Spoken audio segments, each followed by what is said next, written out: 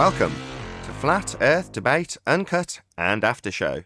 I'm your host Nathan Oakley, and if you are new to this channel, or you've not done so already, then be sure to subscribe, hit the bell notification icon and join button if you'd like to become a Nathan Oakley 1980 channel member and keep up to date with the Flat Earth Debate. If you would like to support the channel, there is a super chat that runs alongside each of these shows while they premiere. There's also a PayPal, Patreon and crypto link in the info box below the video.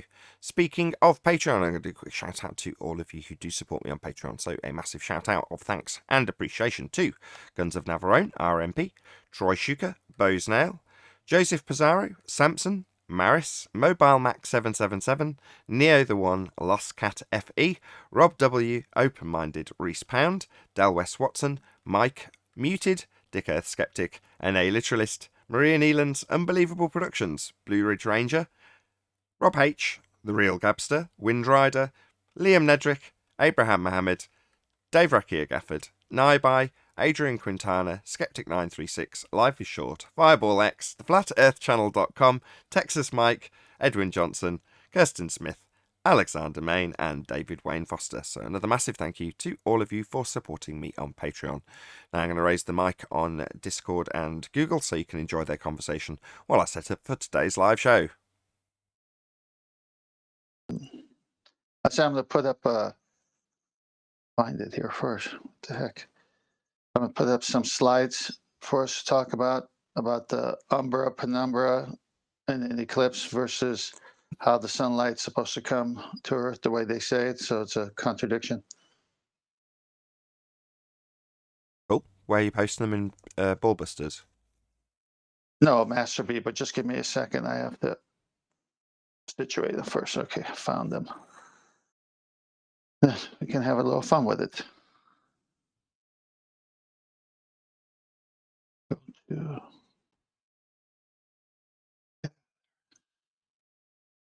Okay.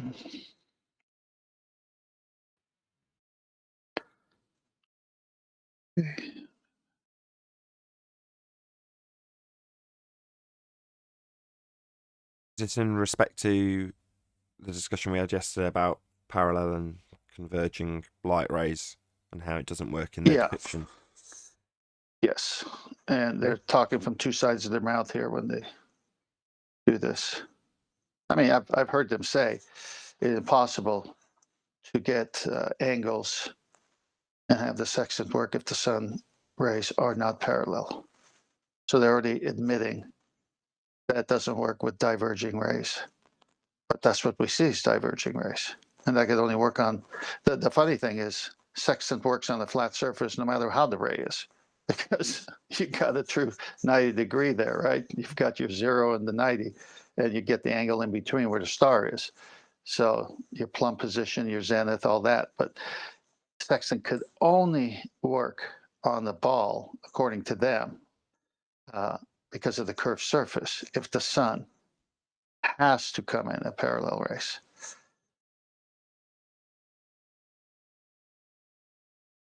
So let me just throw a few of them here. 4 of those.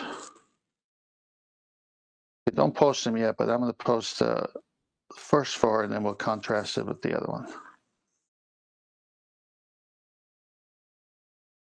Okay, first 4 are up. Okay. Stick them on screen. Let me get the other ones. I'm sorry, go ahead. Okay, I've got it on the first one. Yeah, just let me find the other ones and then we'll have fun time with it. See what we could...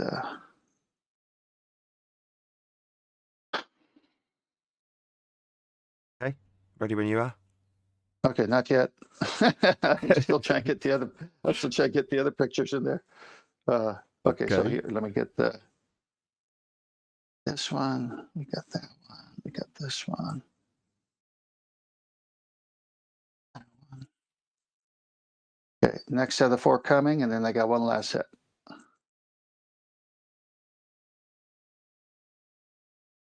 Yeah, they've all come through.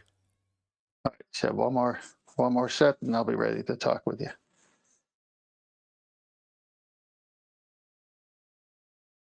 Bit of a documentary then, eh? We're gonna have a good morning show until the show starts, hopefully. Oh, let me find these, and then we're off to go.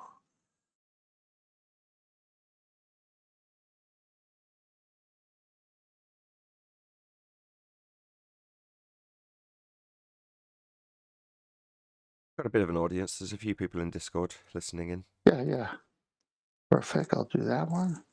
And then a couple more. Got so many of these things.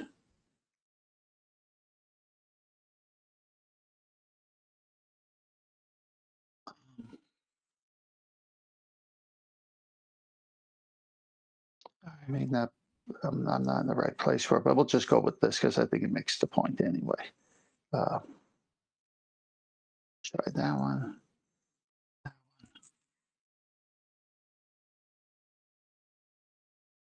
Okay, this might be an overkill, but here we go. All right. Ready when you are. I've been ready for about 5 minutes. I know you are. I'm just having fun. All right, so the first one, the black and white one, the umbra penumbra, you can see. Yeah, it's presented. Yeah, so you see how they got that dark, narrowing shadow? I mean, we know how shadows work. If you put your anything and shine a light on it, the shadow's bigger than the object. And the further you get away from the wall, the bigger it gets. So this is why when we have the eclipse, the shadow should cover more of the earth. Like the last one, it only covered a small swatch of the earth over North America. Like, I don't know how many miles it was wide, but it should be like really wide because from how the light's coming and it hits the object and the shadow of the object. So it doesn't work because it's not what they say it is. So if you go to the next one, you got some names on this one, the umbra, the penumbra. So as you can see here, the sun's rays are coming from left to right, and that shadow, the penumbra, see how wide that is? But then you see the umbra, but all we experience is the umbra from them, seems like, because the shadow should be really wide, but it never is. So the next one, you got the bowling pin. This is more like reality here. So shadow should be bigger than the pin itself, and it is, unless you got it right against the wall and the light source is right against the pin. And we've all done this with other objects. So they've just given two names to shadows, it seems to me. I'm not an expert on this, but the umbra is the actual shadow, and the penumbra is the bigger shadow. I mean, a shadow is a shadow to me. But these people have it in two ways, just so they could obfuscate something, probably. And then the next one is the light source is the sun, obviously. And see how those rays are coming in at an angle, like almost to a pinpoint instead of going straight parallel. So this is going to come back to bite them, I think. All right, now the actual pictures of sun rays coming through the clouds. We'll start with the first one. You can see that. Go to it's just beautiful. Next one in the forest through the trees. Those don't look parallel whatsoever. Here's one with a road and the trees and the road through the dense forest, not parallel lines. This black and white is a very nice one. You can see the rays are vertical where the zenith of the sun is, but as you get away from it, they become more divergent from left to right. It's obvious.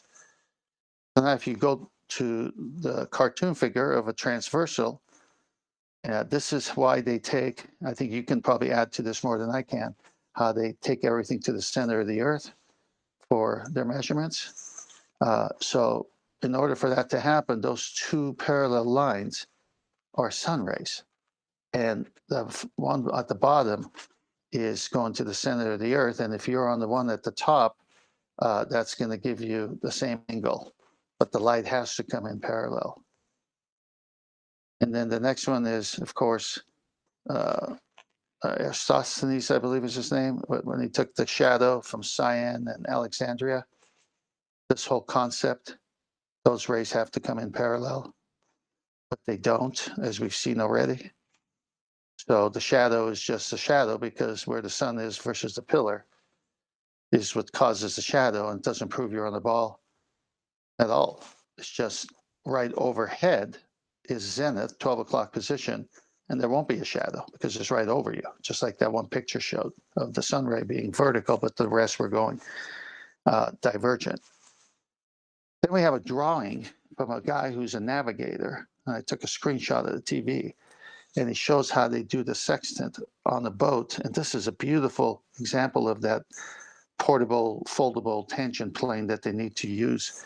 You can see the sailboat on top, and there's your tangent plane. So they can only get angles from two straight lines that meet and make a corner where you forms a vertex, and that's your angle. So nowhere on the earth can you do this if it was curved or had an arc, because you can't get a corner. So every time they do a measurement, they have to pretend they're on the flat earth with this portable tangent plane. And then they keep moving it around because it doesn't work on the curved earth. And you could see these sun rays, even on this one, he's taking one to the center and one to the boat. And he's telling you what the angle is to his position. Okay, the next one is just another version of that. As you can see, so they have another straight line through the equator. There's your 90. So the equator line is the zero line, and the one where the boat is, that's your 90-degree zenith. And they actually take the measurement from the center of the earth rather than the surface of the earth, but they can't because no one's in the center of the earth. That's presupposed to even take a measurement. But this is how they get around because they know how to work with circles. And the only way to get this is to go to the center. And the last slide is how they trick everybody. Is with a transversal in geometry. Is any line crossing another line or lines? And you're going to have the same angle no matter what. So those two white lines would be the sun rays, and that yellow line up and down would be the position of anyone using a sextant. And the bottom white line would represent the center of the earth, and the top white line would represent wherever you are on the presupposed curved surface. So you get the same angle. Cute little trick. Excellent. Thank you very much. You're welcome.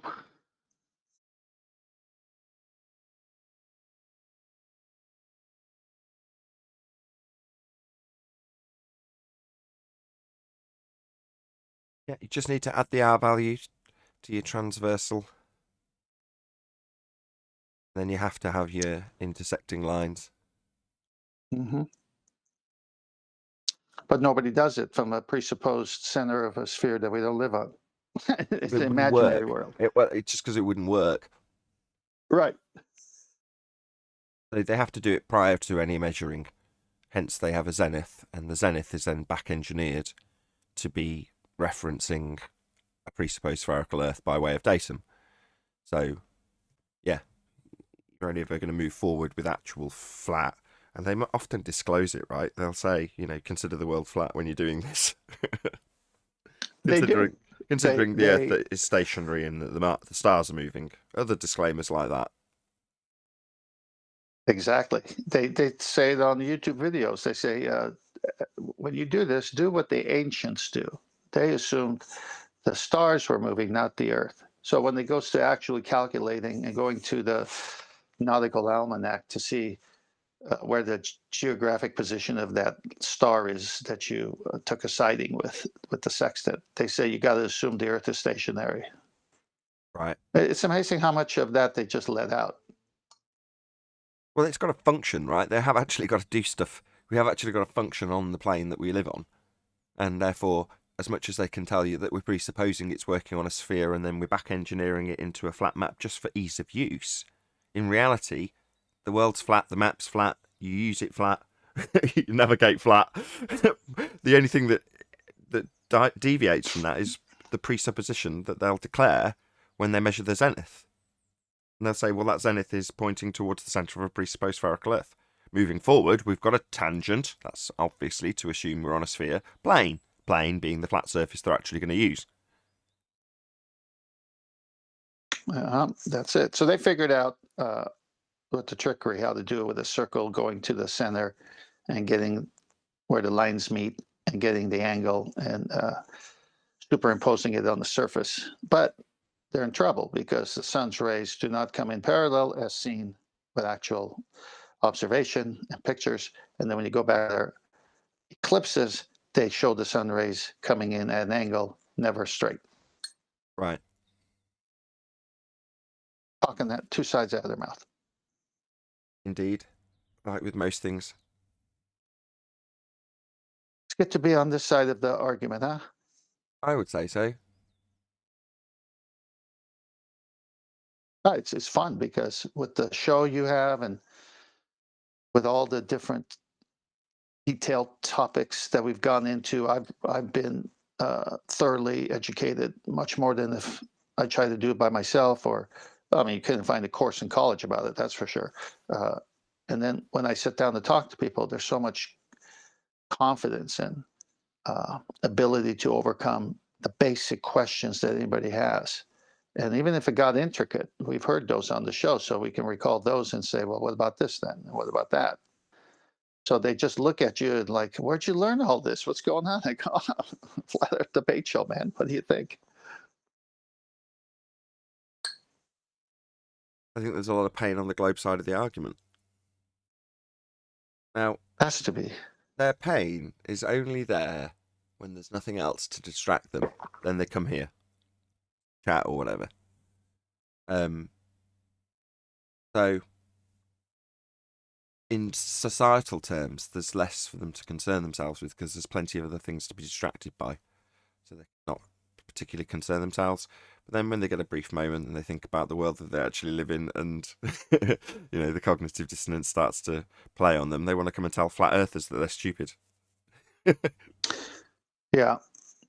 I'm trying to see if there's anything similar to this, meaning I'm a believer, I'm a Christian, but I don't go to shows that are hostile to Christianity or anything like that and do what ballers do when they come here. I mean, let them be who they are. If that's what they want to do, that's fine. I've done my research, blah, blah, blah.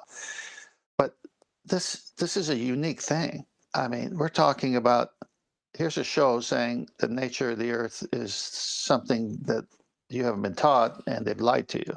So then who's going to be, how can I put it, tempted, let's say, to come to that show and say, what the heck? You guys are a bunch of crazy people. You guys, this is a conspiracy, or what the heck are you talking about? Okay, maybe they come one time because they want to have a laugh, but to constantly come and defend it and lose every time, I've never seen anything on any other subject like that. I could be wrong, but I haven't seen it. But their delusion is backed by consensus, so no matter how much you tell them, this position doesn't make sense, it's not logical. In fact, it's completely undone by its own argument in many instances. That won't matter because consensus still says, and if they were to go out into the big wider world with the understanding that they're being presented, then they'd fall under the same ridicule that they're presenting us with to solve their cognitive pain, or at least in their mind solve their cognitive pain. But see, I think you just hit the nail on the head there. If I heard shows that were like this, I'd say that's a bunch of crazy people. I wouldn't go to them because consensus is on my side. But they have consensus on their side, and they still come. And when they come, they get beat up real good, and then they keep coming. And it's like, maybe there's a whole other reason. Maybe it's because they really do know the earth is flat, and they got to shut this forum of conversation down somehow by getting a win on at least one argument so they can go to bed at night easily or something. You know what I'm saying? It's like, I don't like, I'm sure there are things that I believe consensus wise that might be proven that I'm wrong, but I don't go to the shows that talk about it the way these guys come. Well, the indoctrination level is high, right? It's very strong. Yeah. So the rebellion against it's going to come with equal vigour. To what end?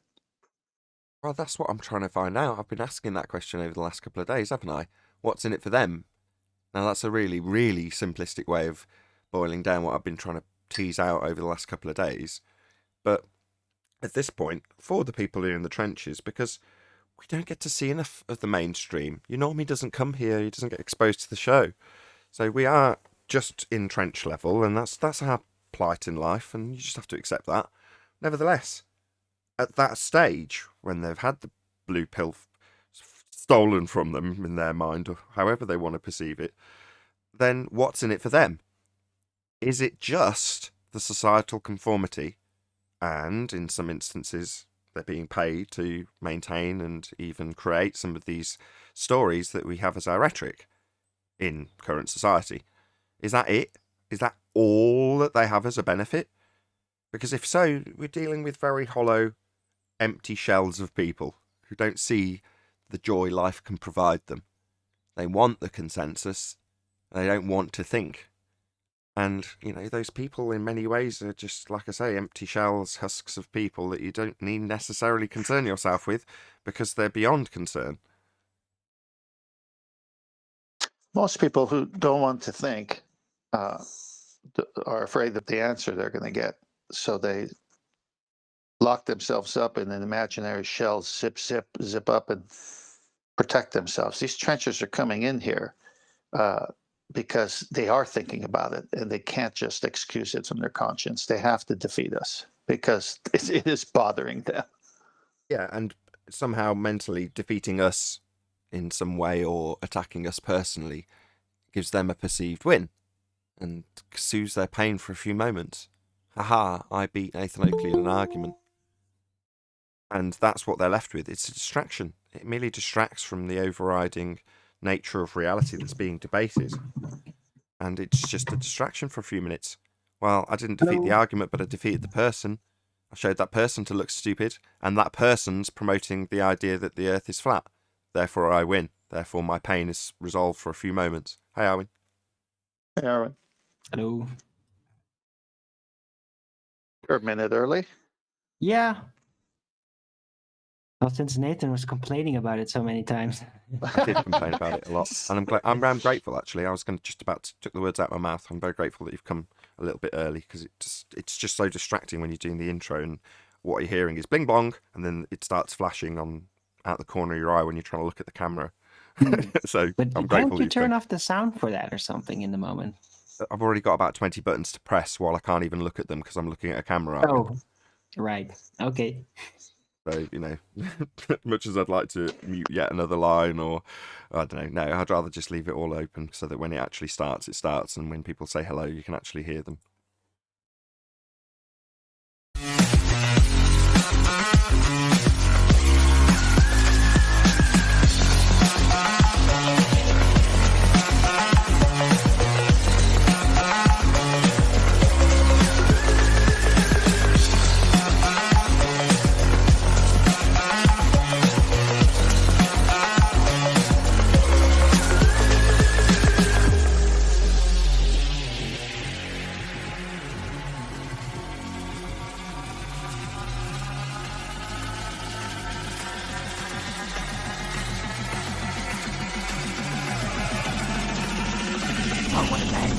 What a lovely day!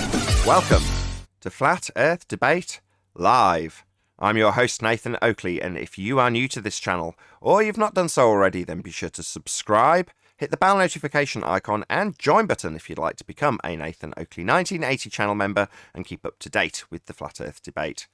If you would like to support the channel, there is a super chat that runs alongside each of these shows while they are live, and there's also a PayPal, Patreon, and crypto link in the info box below the video.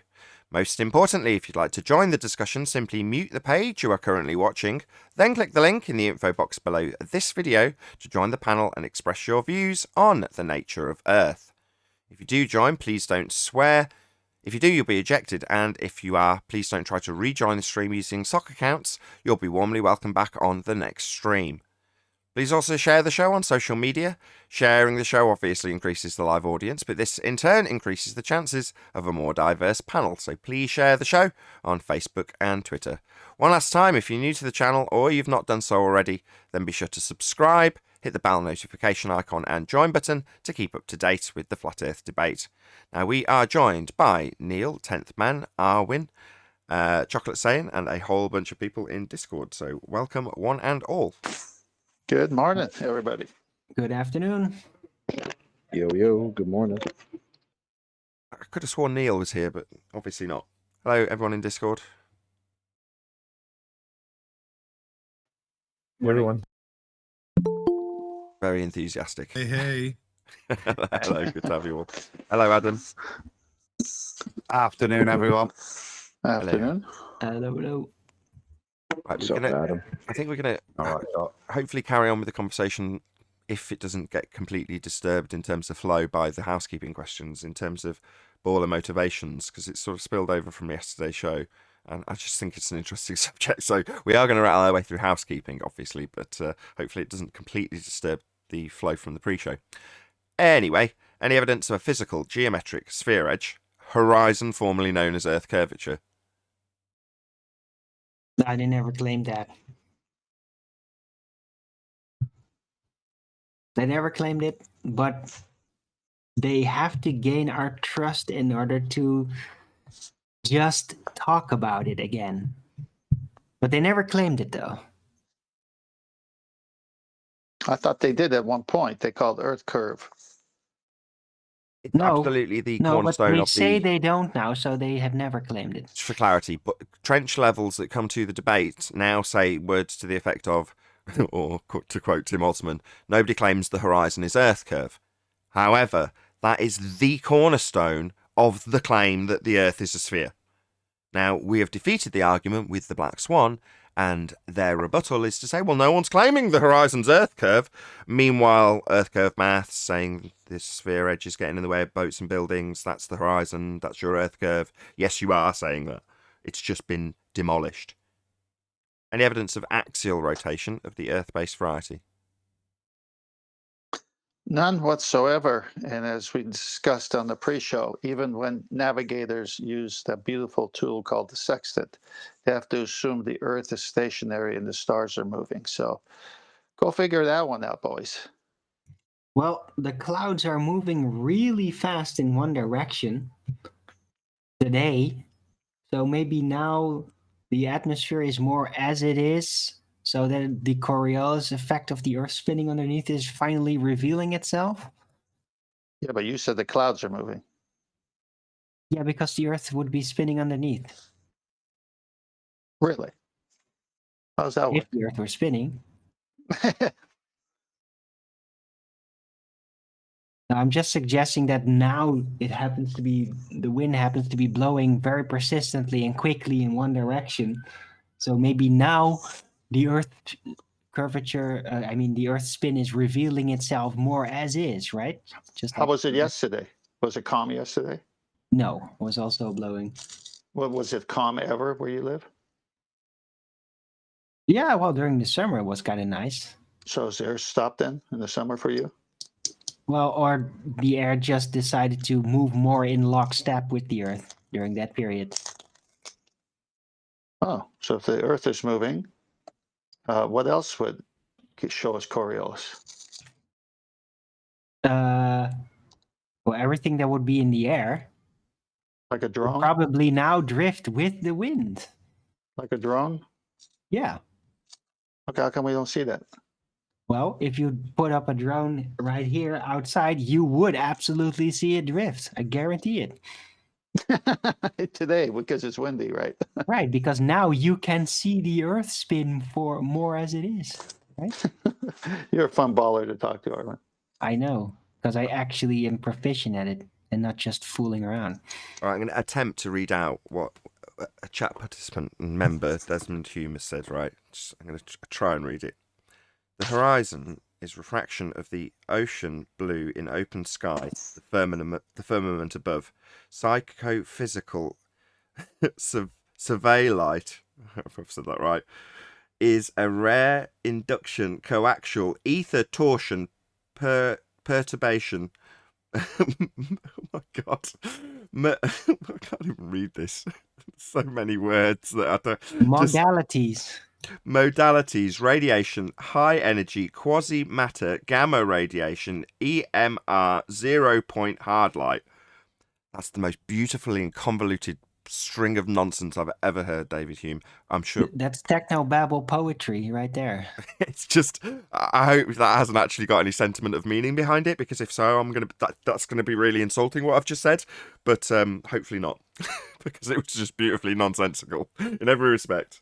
Oh, I like the coaxial ether torsion part. That's the bit that caught my attention. I thought I'll read that out. Brilliant. If he's really offended and stops being a member as a result, I'm so sorry. I'll take it all back and say the complete opposite, just because I'm a complete whore. Anyway, moving on. We just had axial rotation. Any evidence the distance to the sun? Hey, but I just presented proof. Of distance to the sun? No, axial rotation. He didn't. You Tentman assumed the Earth asked, was so spinning what at the about that beginning. drone you let up in the air? And I said, yeah. Oh, yeah, it's going to spin with the Earth. 'Cause it's With the Earth very that's spinning, windy. yeah. I might not have been paying that close attention, but I did definitely notice that right at the start, you know the tactic of beg the question immediately with the first statement, because then if it's objected to, you can object based on the fact that your opponent's immediately interrupted you. So generally speaking, that's the tactic they'll use. Beg the question immediately. In your case, you said, if the Earth's rotating. That was the first words out your mouth before your rather... No, it's not be insulting. Your example and discussion with 10th Man then followed, but you begged the question initially. Oh, damn it. Thought I was going to get away with it. All I'm doing is listening out for that. So while it's obviously their defense tactic to say, oh, Nathan talked over people. Yeah, I do when they beg the question immediately. Now, that might seem unreasonable, but I don't care. Because the argument is the argument. And upon defeat, I'm going to point it out immediately. I'm not going to hang around for a load of hyperbole. Just because I know you beg the question. Now, in this instance, we're just chatting back and forth, right? But that doesn't mean that at the end of it, you can claim victory, thinking I've not spotted that you begged the question immediately. I still spotted it. Hey, if there's nobody to tell me, I win. That's true. That's how it works. Well, that is how it works. As annoying as it may be, that is the case. If no one's there at the end, normally people would... I'm not saying I'm some brilliant person without a pen and paper, but generally speaking, if you've got a pen and paper and you're taking notes on it and you write it down, first thing that you'll write down is they beg the question immediately. Now, if you're so reasonable as to let the hyperbole slide for 5 or 6 minutes, the first thing you should do upon rebuttal is point out they're begging the question fallacy immediately. You know, so if it goes unaddressed, well, yeah, then you've begged the question, given a load of hyperbole, which is what people will pay attention to. Most likely the last statement that comes out your mouth, which will be in conclusion. Not noticing that you begged the question in first assumption, first statement, first words out your mouth. Because they've forgotten already. That's part of the trick. It's all about the story left behind in people's mind. Exactly. Slip the logical starting to fallacy in like before anyone balls. notices. Go on, sorry, Adam. I'm saying I'm starting to light ball in. You're very good at it, Owen, because I actually can't see your face, but you don't sound like, when I'm trying it, like you're smirking. You actually sound like you're believing it in that moment. You're fully in the ball. It's you're more. I think you're more of an adversary than most ballers at it, mate. Right. Well, I used to be one, and I've just arrived in a position where I can't defend it anymore with actual reason, but I still sympathize a lot with like the struggle you're stuck in when you believe that. Don't give me that crap. You just know how they do their tactics and you just employ them. Well, I try to minimize that. You know, still keep it somewhat eloquent, because the ballers now are just getting so desperate and savage that they just scattergun you with like the worst things ever, the most nonsense. I don't go there because I'm not that effectively that desperate. I don't feel like just because the ball Earth has been absolutely disproven in every possible conceivable way doesn't mean that it's the end of the ball. So I'm like, no, it's okay. It doesn't matter if it's not real. It's still going to persist anyway. So there will be things to talk about, things that people will think and dream about it, whether it is real or not. You have so much. Temp. Okay, yeah, I'll just finish. You have so much sympathy and empathy. Your new name's going to be Arwen Nightingale. What? I don't get it. Florence Nightingale, always helping people. Here I've you are, Arwen Nightingale for the I've seen ballers. Owen rage at these ballers and get very frustrated with them, right? So this feigning empathy that he's doing is merely him masking the fact that he's recognised the weapons on the battlefield, picked them up, and can use them. Now, the reality is, while it seems very negative, is that Arwen can use those weapons in both directions. At the moment, he's just playing ball or shooting their weapons back at us like they would. Well, that doesn't mean to say that he can't turn them on his opponent and then realise how the weapon works and just dismantle the weapon in front of the opponent's eyes, which is what Arwen can also do. But like with any good debater, you've got to know your opponent's argument, and knowing your opponent's argument means being able to put it up against someone else and win. And Arwen could definitely do that. But that doesn't mean he's got some underlying empathy for these people. And I know it's not even true. I watch your show. Well, maybe I do have a bit of an underlying This- empathy. My point, Arwen, I think secretly you want to be the best baller arguer out there, even though you don't believe it yourself. Well, I think you're secretly? developing the skills. If you listen to you arguing, Yes. you are a tricky little baller when you do it. well, you're right. Tricksy. You're a terrorist sympathizer. What? That's not, no. That's wrong. You've got to fully comprehend it both ways to be able to do that. And it's a bit like the rumpus. You've got. I give him kudos. He does know it inside out to be able to flip flap like he does. And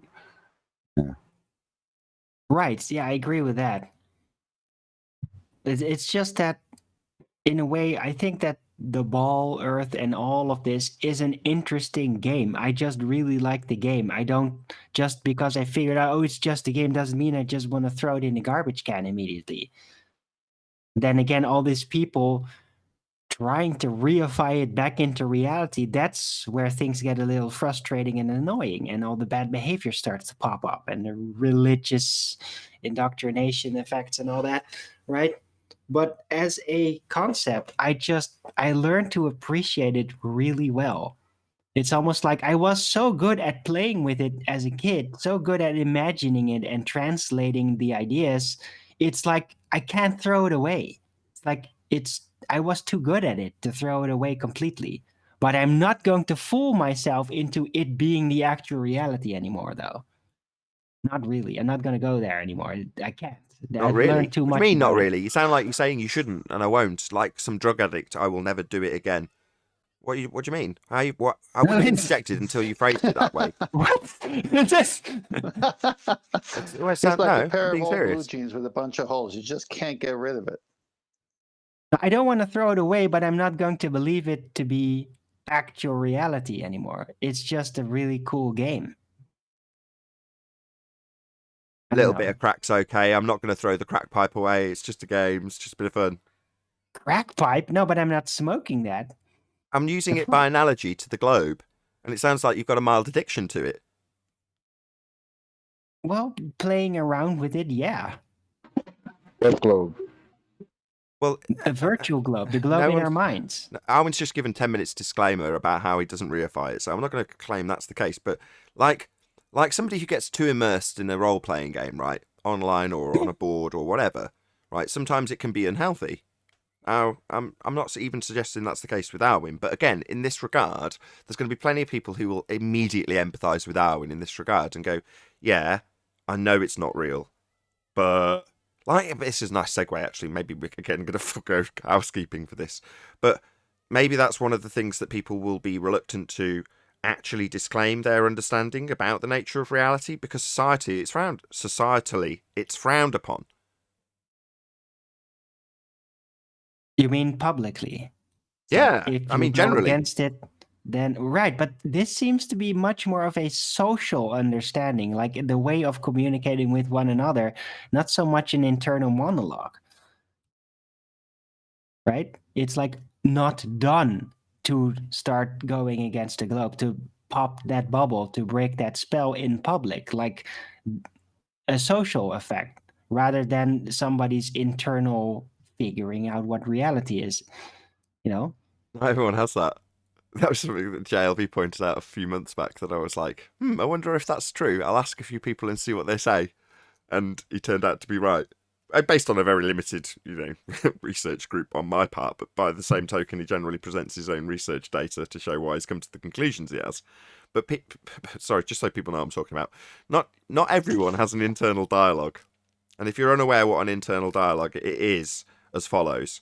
Pretend for a moment that what you're about to hear when I give a signal to that effect isn't what's coming out of my lips. It's what's going on inside my head when nobody's actually around and I'm just having a discussion internally. So from this moment forth, it'll only be my internal dialogue, just verbalized. I wonder if that stressless chair will ever come up second hand in black leather. I really do want it. This chair is so uncomfortable. But should I buy it? Well, it is an expensive chair. Well, it would help your work, technically speaking, because you'd be more comfortable. That's an internal dialogue. Okay? Now, there are considerably more important things that people will have discussions about internally than whether or not they're comfortable in the chair they're sat, which I'm not. I just thought I'd throw that in. Anyway, people will discuss things like the nature of reality internally. They will assess their cognitive processing. So, for example, if you hold two positions at the same time, i.e. Earth has an edge that's blocking things in the distance calculable in Earth curve maths, it simultaneously cannot be measured, cannot be seen, wouldn't be expected to seen. You can have that as an internal dialogue. Well, why would it be the case that both positions hold true? Well, only one can hold true. Well, which one holds true? Well, which one's got the logic behind it? Which one takes its position and then destroys it? You'd have that as an internal dialogue. However, some people do not. Some people do not have an internal dialogue. That's so interesting. It's so That weird. baffled me, I've that. heard it, but I Someone can't also imagine told it really, the- because the internal dialogue has always been like it's my second life from very, very young on. I had an internal monologue or dialogue before I probably learned to even verbally communicate, as far as I can remember. Well, But apparently it is so. Yeah, Go on, someone's trying to get a word in. that- Who's trying to add something? Go ahead, whoever that was. Eli.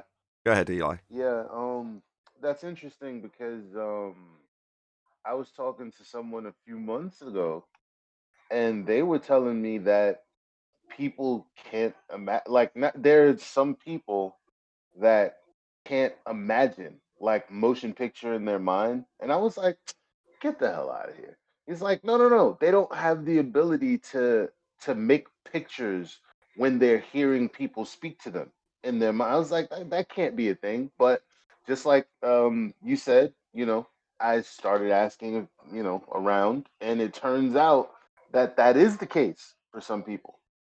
So it's like, how do you even put things together if you can't? I don't even get that. Well, here's where it joins to the subject matter, because people are presented with plenty of information so that they don't have to do that.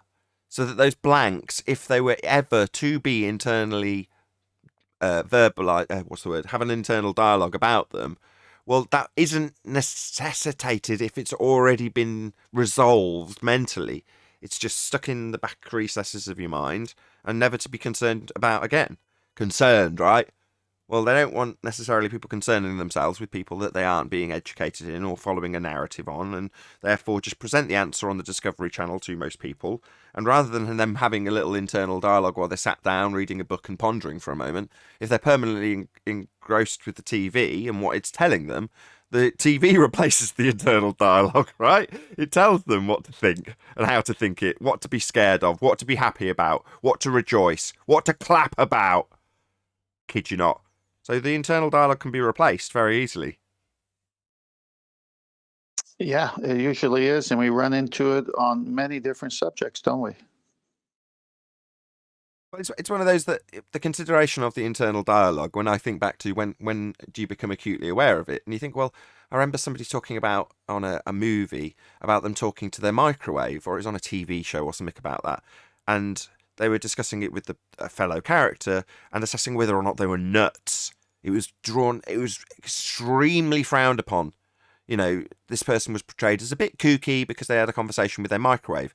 Now, what I realised at that moment when I heard that was, well, I do that. Am I a bit nuts? In other words, they're programming about, well, that makes you a bit nuts if you're just assessing things and verbalising them internally. Well, that makes you a bit kooky. It's like the fact that they've turned it into them talking to a microwave or talking to a wall. It's like, no, they're not actually talking to the microwave. They're just talking to themselves or, the imaginary third person. It's not a figure or an entity to be reified. It's just you discussing something with yourself.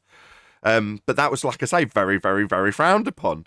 I did that regularly, Nathan. I still do talk to myself all the time. At uni, the guys would be going, who's in there with you? And I would just be working stuff out. But often you do have that internal, but on more complex stuff, so you do verbalize it yourself just to work through stuff. Or I did do, if you know what I mean. It's Absolutely. to I think, as Elijah was saying, and I to even, because this is one of these vids you've sent us, so I'd looked at it, and to even comprehend that people don't think like that is weirder for me. And there is a point, I think, to link it back to what you're saying, there is that point where that is slightly tweaked as a little bit odd, actually. And I think the reason is exactly what you allude to, is they don't want you having your own internal. They want to feed you that internal monologue via the systems, the TV, the media, etc. And it is quite a government ploy. If you can derive an internal monologue or add to it, you have control over the masses. Because, as you say, you're making those decisions for them. You're giving them the answer, so they don't have to think. They don't. It's already done. And even those that do have internal monologue are still subject to these effects. Right on. Well, Go on, Elijah. what if it's the big speculation coming? What if it's the case that we're the few that can have this internal dialogue in the way that, it's as detailed as like I can have a very extensive conversation with myself. Like, what if that's really not the case for everyone? Like, what would that mean? Does that mean that they're like NPCs? Like, it's like that's where I was going with Well, it. I'll tell you what it means. It means they're easy to keep under control. That's very, to take advantage of that fact that people are fickle, they've got a short attention span, or they don't necessarily have an internal dialogue. That might be a generalization about the society we live in as opposed to people in general. What I'm saying is that I'm sure people have the potential to have an internal dialogue, but it's just often replaced with other things that distract them. And in many instances, that's what's presented on a TV screen. And the narratives that are presented inside that little gobble box that you're watching, well, that kind of replaces your internal dialogue. There's things constantly being talked about, discussed, reified from that particular media, and you don't have to give any of the things that are being discussed much consideration. You're asked to do very little in that regard, and you've got very little input or effect on what's actually transpiring. Whereas if you turn to your own internal dialogue, things you can have an effect on can be, mentally gone through. The way I picture it, right, because I got in trouble for this once at work. I was an estate agent, and you presented with all these clients that you've got to call, and you presented with all these buildings that you need to flog. And what I was doing, I remember very distinctly, sat at the desk thinking about who I could call about a house and how I would have the conversation with them. And while I'm doing this is an internal dialogue. The manager taps me on the shoulder and he says, "What are you doing?" I'm like, "Working." He's like, "You're not doing anything." I'm like, "I am. I'm figuring out what I'm going to say to the next client about this house." He's like, "Just phone them." I'm like, well, phone them and do what? I've got to internally rehearse what I'm going to say to them, where the conversation might go. In other words, often same in debate, right? Prior to now, I don't often, if ever, do this anymore. But going back a couple of years, you'd be in the shower and you'd be like, hypothetically, if this conversation or this debate topic came up, how would I have a conversation or debate about it? And therefore, you've got to not only have the conversation, you've got to play the opponent internally and perceive what they might put back at you so you can rebut it. This is all while you're having a scrub in the shower, you're going back and forth with somebody. Now, I don't verbalise that, because otherwise you do sound nuts if you actually, someone walks in on you and wife comes in to use the loo and suddenly you hear a two-way conversation with one person. That does actually sound a bit bonkers. Or does it? Is that just the programming that I've been subject to when the media says that makes you a bit bonkers? If you actually open your mouth and have this internal dialogue, maybe it'd be really useful to the people around you for you to hear you verbalising the internal dialogue that you're having at that particular moment. Maybe it would benefit them greatly. But no, why are you having two parts of a conversation? Well, I'm trying to figure out. I'm doing it right now. I'm expressing an internal dialogue right now, playing the third person. Anyway, I'll shut up. We did that in sales training. all the time. Sometimes it ends up actually being a better conversation, depending on the person you're talking to. Well, Yeah. we used to do that in sales training, practice, drill, rehearse each appointment, know all the objections. We had listed 100 top objections. And I would go throughout the Salesforce and say, how would you answer this if a client said this about your product? And we would just drill it to where it became second nature. Yeah, and that process has got to start somewhere with someone who can put pen to paper and come up with conceivable objections and things like that, and come up with plausible agreement ladders that you could put to those objections. That'll take somebody with a bit of comprehension to actually internally, verbalise what's going to take place, so they can draw out a flowchart, whatever you need to do. But that requires some some mental capacity that often the people it's being disseminated to just do not have. Now, this is going to, go on. No, I was going to say, I do want to add a comment to the microwave thing after you're done. I'm done. I'm just trying to encourage this conversation so we can eventually link it back to the indoctrination and how people are easily, what's the word? Well, indoctrinated by way of replacing an internal dialogue. This is a very loose connection to the two things, and Adam will appreciate this, hopefully, given the amount of information I've been sending him recently, so that you can see where I'm going with this. I just haven't tied it all together yet enough to make it coherent, but is Adam still there? Probably not. Go yeah. Thanks. Well, when you were talking, I was saying, well, this microwave example needs context. So in my mind, I was saying, okay, so in context, people talking to microwave, that only lasts seconds. You got to worry about the people who are talking to their ovens. Very good. That's a joke as opposed to a pun. It's been a while. Shout out to Unitox Femi. Yeah, it is, Neil. Quick shout out to Unitox Femu. If someone lies, it isn't because of hiding truth. Okay. Thanks for the super chat.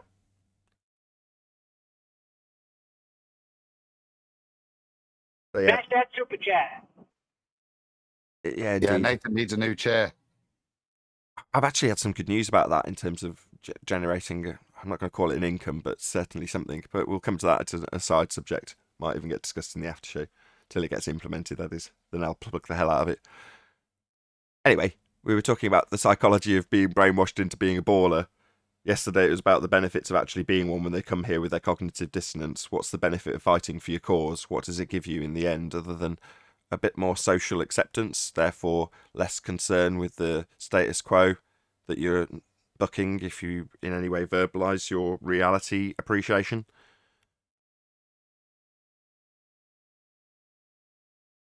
There is no benefit.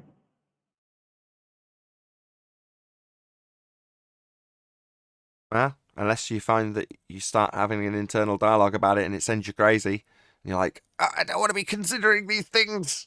It'd be much better if I just didn't have the opposing view. Who gave me that opposing view? I'm going to go and tell them they're an idiot. That'll make me feel much better. Well, the whole adage of why people do things is change is very difficult for people. So people change because they either want to or circumstances are such to where they have to. So a lot of people don't change, then all the bad decisions previously to that condition now is forcing them to change because they have to. Or you could have just decided earlier, I want to change. So with the ballers, if I translate that statement, it's like they're comfortable being ballers and they don't want to change. But then eventually, after listening to shows and see their ball get ripped apart, they're every day in every show, they're forced to have to defend it. So they're in a bad position, actually. Most of them don't even know what's going on. Like I've shared before, my cousin's a school teacher. But if she would just listen, just want to listen to one show, I think she would start to at least entertain it. We're mainly talking about the trenchers here, though, not the normies.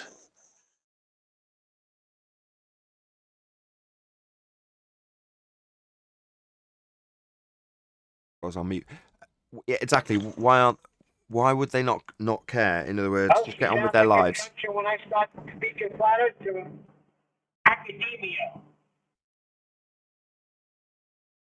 Sorry, the middle of my sentence interrupted you, Neil. Go ahead. I'm in a car, so it's like a delay. Actually, my car. $800 for calipers. But anyway, she she sounds like real fuzzy because she trusts that the scientists and everybody before her, they have the answers. And the reason why the atmosphere, as she says, can be the way it is. And you don't need gas pressure on a container because the atmosphere is different. So Neil, do you think it could be of some other reason besides that? Like she's academia, you're working with tile and flooring, and she's saying, "How could he know more than me?" And a little bit No, of no, no, ego. no. Not to cut you off, but I never studied, but I could always debate her on anything. I used to drive her crazy. Okay, well that So she tells knows. me that tells me why it's happening then, right there. Well, go on. Why? Well, because when someone who feels their academic studies outweigh people who haven't gone through academics, at least in my past, we talk to people with masters and everything else. They feel, hey, I got a master's, I got a PhD, so I'm smarter. You know, I know more than you. And I say, yeah, you may know more than me because you had a disciplined course, you paid money to get that certificate. But I'm here in the real world asking real world questions, and you don't sit above me there, do you? And they can't ever agree, say that, because I can do things they can't do, and they can do things I can't do. But I'm not jealous about what they can do that I can't do. But they are jealous because you're coming to them and saying it isn't this way, and that's what your paper you studied so hard to get said you had to agree with. And I'm telling you, what you agreed with was false, and I could prove it to you. All of a sudden, you have a combative situation. I mean, that might be true, but what Neil's actually said is not necessarily that. That it was rebutted with the fallacy of assumption, i.e., atmo, air, sphere. So the assumption that air just takes a sphere shape, which it doesn't, by this assertion in common vernacular of atmosphere, that rolls off the tongue no problem. And when that person's looked into what atmosphere does and not appreciated that when assuming air that fills the availability of volume it has to fill actually doesn't do that, it takes the shape of a sphere arbitrarily, then I can assert the following because I've researched what nonsense air does. I mean air sphere does. I mean atmosphere does. Well, that person feels that they are it's no longer required of them to concern themselves with your assertion because they've already researched the fallacy of atmosphere and have a good understanding of it and can get on with their day, so they don't need to look into it any further. So at that stage, unless you said, well, what do you mean atmosphere? Air fills the volume of containment it has, it doesn't take the shape of a sphere. That's an oxymoron. But you're going to give me an air sphere law about how air that takes the shape of a sphere behaves? Well, that's nonsense. Air doesn't take the shape of a sphere, it takes the shape of its container. But if they haven't had that put to them in that moment, they just think, well, I defeated that person. Not because they've got a better educational background, but because they've responded with something that they perceive as being a winning argument at that stage. It isn't, but they're just like, well, atmosphere. Well, what about it? Well, Air that's isn't true. sphere-shaped. That's true. That's true as well. But at the same time, if she's not even going to give Neil a chance to discuss it, you will never know that part of it. But I'm going at the root of it. Why won't she allow Neil to give that rebuttal? What's holding that openness back? You could have given that rebuttal. Takes 15 No, seconds. she says she won't listen. Did you give that rebuttal? Air isn't sphere-shaped, it takes the shape of its container.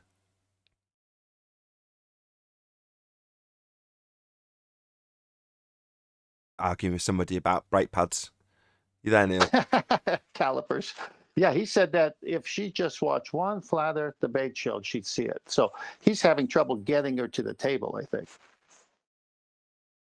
Yeah, I think if she gets to the table, she would pay a little more attention. But I think it's the whole thing, like, it's not making sense to her. Like, why would they have this grand scheme to... No. Hold on. No. Hold on, Neil. When she said atmosphere, was your response, air isn't sphere-shaped, it takes the shape of its container? You know what my response was. Did you say that? Correct, yeah. You did say that? Yeah, I broke it all down. Of course. And what was the response thereafter? Well, like I said, she appeals to... Then she goes to NASA and all these other things, and she doesn't think that the world would be lying to her about that, or just misleading. And further to that, second law of thermodynamics, right? That was put to her also, I assume, then. Yeah, of course, she understands all of that. But for some reason, they think it acts different, like it doesn't apply, like to Earth. Like, it's different up there. Unitox Femi says, my microwave's telling me that it's flat.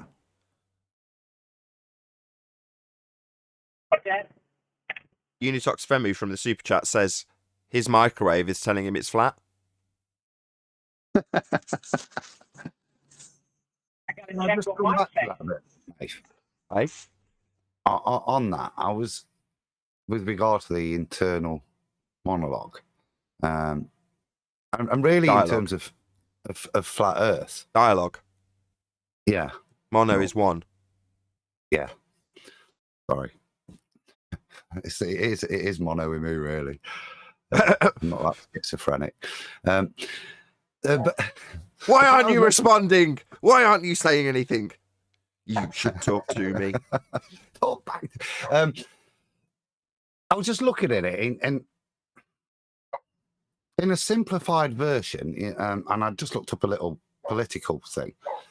Political opinion is a similar thing, because we often form these things not through great research ourselves, because I'll just quote the first sentence of the introduction. Opinions are mutable. Individuals revise their beliefs through social interaction, personal experience, and reflection.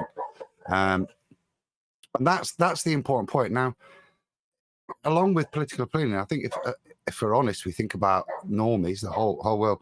Most of their opinion is given to them through this social interaction, the experience they give, mostly through the media, so that there's those three components, and the final one being reflection. Often, with the world we live in, that concept's taken away. The definitive statement is already put there through the media, so there's no need for the reflection. So we just accept the conclusion, and I think that's the same with flat Earth. It's put there. I think Those little bits are put there I just agree. to reinforce, support it. I agree with a slight expansion on what you've said, though, because reflection could be you drink a can of Coke and go, that's nice.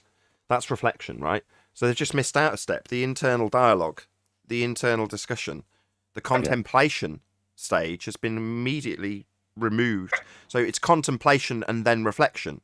So you contemplate the course of action, and then once you've contemplated it and reflected upon it, it's the following stage. But again, here it's even in this psychological paper. You see the way in which we take in and revise. Again, there's that avoidance that the concept of having a dialogue with yourself isn't there, is it? Look, it's not part of that process. It's not. Yet it is for me. It is for you. Yet here within this, it's just reflecting. And that's, I think, like I say, that's a monologue, isn't it, to yourself, as opposed to a dialogue. Ah, I see where you're going now. That makes sense. Okay, Shut yes. that hound up! That dog's probably just got a squirrel on its case. It is. It's Phoebe. There's a squirrel in the garden. She loves squirrels, and I'll keep muting. I could tell by the bark it's like something like a squirrel. It's not I need the toilet bark. It isn't. I just couldn't hear anything but the dog. Get out of my garden. Godzilla says, smash the super chat. Nathan needs a new chat. I think he means chair. Indeed, I might have a solution to that. I'll come to that once this conversation dries up, Godzilla. But thank you very much indeed for the super chat. Is this that time? Has this conversation dried up, Adam? Yeah. Well, yeah, because I was twice now. I've been intrigued about the chair, and you've teased me. Treated like a chair? I've got a nice chair. Yeah, don't give me chair envy. What's going on? Anyway. 70 quid from the auctions, mine, Nathan, but full leather recliner, mate. Put a cheeky bid in, wouldn't it? So it's... Well, no, that's how I got the one next to me. The one that I sit in to watch film or listen to music, or generally the wife sits in, is something I got from I think it was Facebook Marketplace, and it was about 30 quid. I mean, it's enormous, and managed to go in the back of my wife's TT, but a sofa broke, and I had to get a chair that fit in the space that I'm sat in, and another chair because it was a 2-seater sofa. This is a live show. Why are we talking about this? We're doing a nice bit of psychology, isn't Why? it? Why? I know why. Chairs. It's because Woo! I use the example. Why are we going into sophistry? Come on. Sofa Street, boom, boom. Very cool. Sophistry. Right? Oh, That's very perfect. good, Tim. No, the reason is because that was genuinely something that was going on. I thought, well, rather than give a fake example of an internal dialogue, I'll just have one that I'm previously, before the show, literally having. So that's happened to be about a chair, so that's why it's getting brought up. Anyway. So yeah, internal dialogue. Yeah, that seems to have been eviscerated from a lot of people. Many people who may have it may not realise that they're doing something that is in some way not experienceable by other people. And when you say that to them, they're probably going to be a little bit shocked that people don't do that. You know, they might reflect on things, but that's very different. And that's the point I think you start. Is it something that we should be encouraging part of it? But from looking at that, it's almost like it is ignored. It's something that's considered different and not necessarily part of your processing process. But naturally, the process, the inner dialogue, it arrives kind of out of necessity in order to take grip on the complexities of the world and deal with it.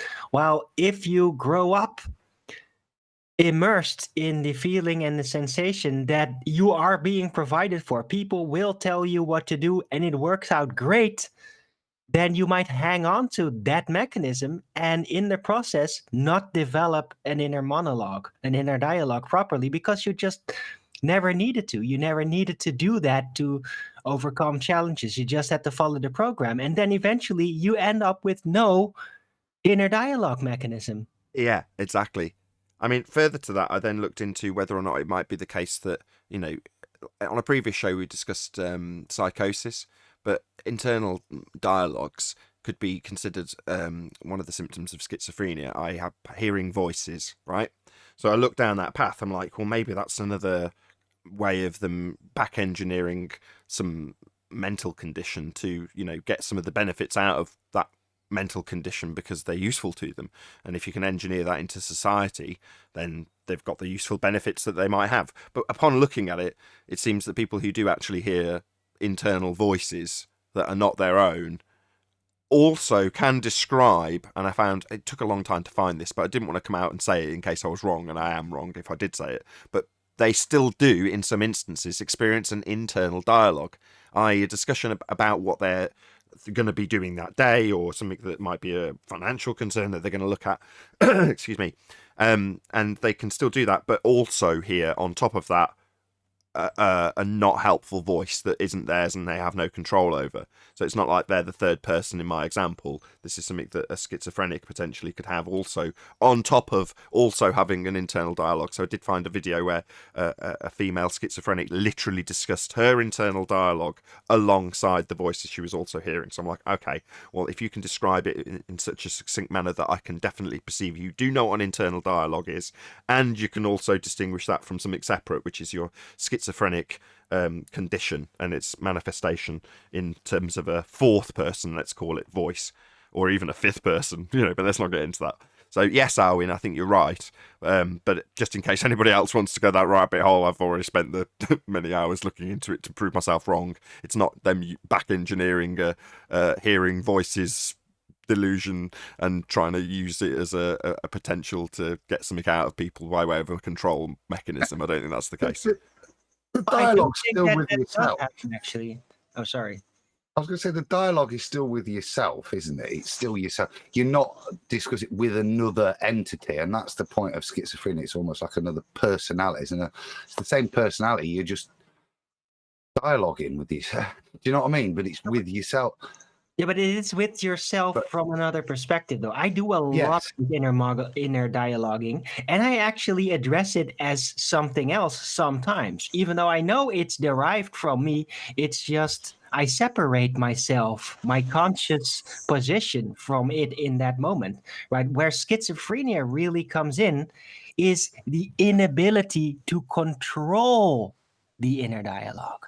That's where real schizophrenia, that's when the things start to happen to you. And it's like, what? It's this, it's that. Well, it's basically the loss of control over the dynamics of dealing with your inner dialogue. That's the real disease, the mental disease. There's an old adage, or if that's not the right way, you'll understand it. People would say, yeah, I was talking to myself. I said, self, you should really do this for your wife because it's her birthday. So this is something everyone's heard. No one goes around saying selves with an S. You're only talking about yourself and your condition because maybe there's a date coming up you need to get ready for, and you just want to plan it right. But you're not saying selves. You're not talking to more than one person. Well, sometimes I address myself as something else, or I have the tendency to do that because I've identified something that I, for example, morally or logically don't want to be a part of what I am, yet I have it in me. And then I separate it from myself because it doesn't adapt to where my consciousness wants me to be at, right? And then you have this tendency of separated. And guess what? This part of you is now suddenly becoming a them. It's them. They are the problem. See? It's the psychological mechanism that a lot of people apply to the outside world. It also can be applied even within yourself. And yeah, if you don't have any control over that, then things get really confusing and potentially dangerous. Well, I can guarantee you I have a very good grip on how to deal with that. I'm going to have to go through a few of these super chats. So first of all, Godzilla smashed the super chat again to point out that I misread the first super chat, which is more hilarious if I actually have read it correctly the first time. He said, "Smash the super chair. Nathan needs a new chat." So that's what he actually said. So thank you very much. And also thank you for the super chat pointing out that I misread it. James Richards says, quote, "There shall be weeping and gnashing of teeth," end quote. Flat Earth separates tares from the wheat. I thought it was wheat from the chaff. But nevertheless, thank you very much indeed for the super chat. Indeed, there will be weeping and gnashing of teeth from ballers. Unitox Femo also says, thank you very much for the super chat, James Richards, by the way. Unitox Femo says, "Molten iron core forgotten in vacuum of knowledge." Thank you very much for the super chat, Unitox Femo. Biblical. I've figured out a way I might be able to cut the expense of the show, shall we say. So one of the biggest expenses for this show is the electricity it takes to run it. Our electricity bill is bigger than some people with a mansion. And the reason I know that is because my wife works for an electricity company. And about 6 months ago, she pointed out that there was an incentive that I could offer to my audience. And I just didn't really concern myself with it because the incentive was get people to change their electricity company. They get 50 quid and we get some money off I think it might be 50 quid also, off our electricity bill. I'm like, well, I need money. So it doesn't really concern me that much. So I didn't pay it any, never mind. Now, yesterday, she put in front of my nose a few influencers that were doing this and getting free electricity. And you think, well, free electricity means I don't have to pay for it, which is an increase in the amount of money I've got. So I said to her, I think I will consider doing this and actually promoting it with a little link. Especially as it's, one of those things that I can actually say, you click on this link, you might actually get 50 quid out of it, as opposed to me just begging for money, or e-begging for money, I should say. So that's something that I'm going to look into again. I've checked it once, but I will recheck that it doesn't fall under the category of a paid promotion. I'm almost certain it doesn't, because they're not actually paying me to promote them. It's an incentive link that it doesn't actually give me cash back either. Although that said, it could give the person cash back, which is why I want to double check it, because you could literally get the credit, and then if your electricity bill was in credit, you could literally withdraw 50 quid and get 50 quid in cash out of doing this, which is another reason why I think it's worth doing, because I can literally say you can get 50 quid cash, which is good, and it benefits me greatly if I don't have to pay for as much electricity, because that's a huge expense. So that's something I'm going to look into in the next couple of days. So if you hear me adding something else onto my string of e-begging intros, then you'll know why from now on. That said, it might actually benefit a few people that do it. Everyone wants 50 quid. Why wouldn't you? Anyway, that's enough of that. The Oakley Power Company. Oh, no, it's a shocking claim you have there, Nathan. Well, it's called Octopus Energy actually, but like she's been working with Octopus, yeah. So it's a recent energy company, and obviously I think they're trying to, they do all these deals and promotions because they're a new energy company and they want to encourage new customers. So one of the things they've done is say, it's actually one of those offers that anybody could do. So if you were already using them and you referred somebody, they'd give you the same thing. So it's not like I'm offering anything that special, but by the same token, if I refer somebody, I actually do benefit from it, as do they. So I think it is actually something worth looking into a little bit more detail than just sticking a link and saying it in the intro. Multi-level marketing. Just No, to I think be a geek, Nathan. I've recently done that and had a bit of a pain in the backside, solely because I ended up having to double switch because I went to one that was cheaper. And they said I could only keep that tariff if I ended up having a smart meter put in, which obviously I refused. But just double check on that because there can be RC if. Hey, I tried that and I wound up getting 2 bills. Well, thank you very much. That's going to really encourage my audience. I'm glad we're discussing this right at the end of the show when I've brought it up rather than when I'm actually promoting it. Nevertheless, as much as I'm sure there are many horror stories from people changing electricity company, which are going to be unrelated to this, and I'm sure part of the grand scheme of changing your electricity provider, which isn't what this show is about. But that's why I've left it till the end of the show rather than the beginning, as this is only vague at this stage. Well, I think if you change your electricity company, you might have a situation where it might transform your life. Boom! The transform. Boom, boom. Unitox Femo is giving me £2 for electricity. It's not the normal thing you can e-beg for, right? I do use an astronomical amount of electricity, but it's not the sort of thing you can say, smash the super chat, I do need to pay my electricity bill. But in this way, I can say, check out the link below. You might get 50 quid if you change your electricity supplier to Octopus Energy, which is a company my wife works for.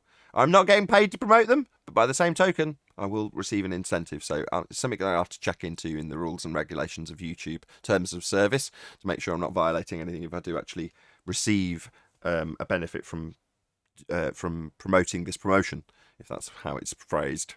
I got 1,000, Nathan. I got 1,800 back Say again, Sasha. from the gas. I got 1,800 back from the last year because I prepaid everything. Oh, cool. I was paying 150. I was paying like £150 more every month. I didn't know. And then my wife changed the company, and we got back £1,800. Cool. Yeah, well, I understand that. That was something that my wife had to explain to me because I was like, I don't really want to promote it if they can't actually get their hands on £50. She was like, no, you can withdraw it. I was like, oh.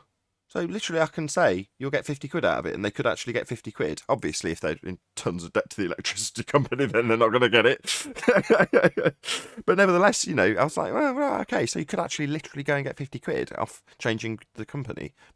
That would incentivize me because, the reason I didn't want to promote it in the first place when she told me about it was because I'm like, I just want money to be able to pay for things. Getting a credit, that's nice and all, but it's not worth punting in your show, right?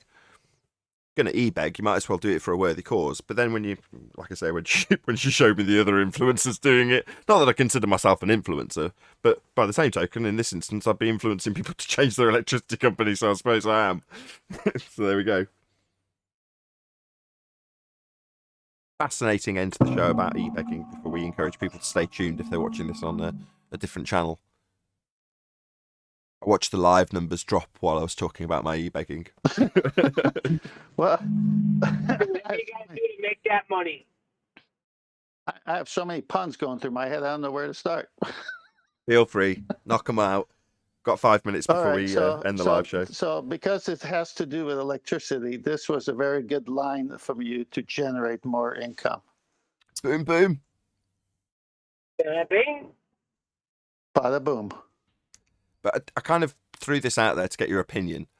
I mean, I kind of confess to being a total whore anyway, but adding on one extra thing to promote, is that going to put people off if it takes 15 seconds to say there's a link below if you want to get 50 quid from changing your electricity company? If that was the sentence, would it Absolutely matter? not. Do what you got to do.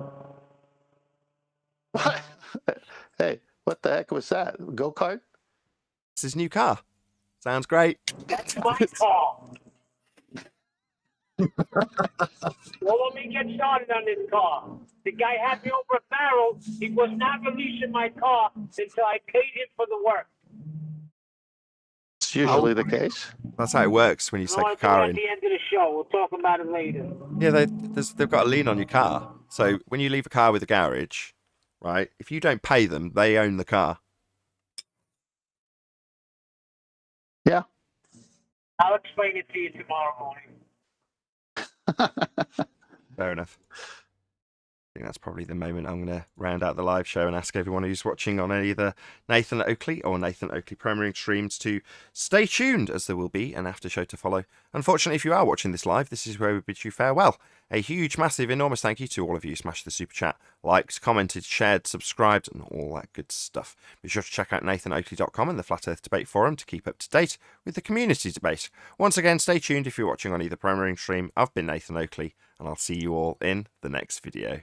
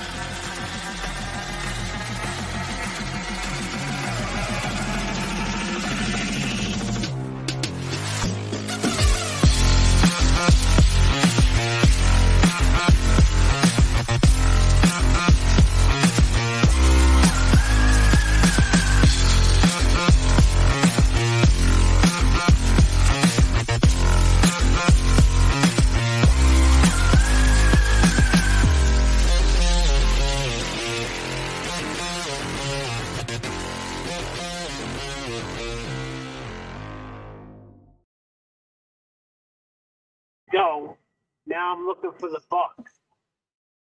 Right, I just read out a couple of super chats that came in just as we were ending. What are you going to do with 50 squid? Sounds like a multi-arm marketing scam, says Unicorn Laser Eyes. Thank you very much indeed for the super chat, although you're not going to get to hear it live. Also, James Richard smashed the super chat again. I tell you a lie, and you begin to call it out, and I'm going to do everything to steer clear of you. No professor or high-profile name, open brackets Neil deGrasse Tyson, will ever debate a flat earther. Question mark.